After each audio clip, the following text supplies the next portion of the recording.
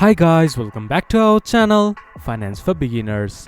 Today in this video I'm going to show you how to log into your ADP Payroll. To do so, follow some simple steps with me.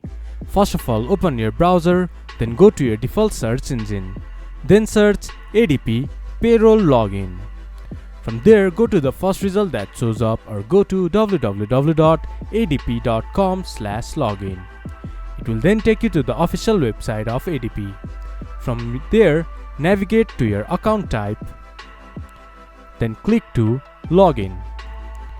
From there, once the page has been loaded up, enter your user ID, then click to Next. Then enter your password, then you should be able to access your ADP Payroll account. To make login easier for next time, you can click to Remember my user ID, but I do not recommend you doing it in a public computer or a shared device. This much for today's video. If you guys find our video helpful, please leave a like and comment. And do not forget to subscribe our channel and hit the bell icon. I'll see you guys again in our next video. Thank you for watching.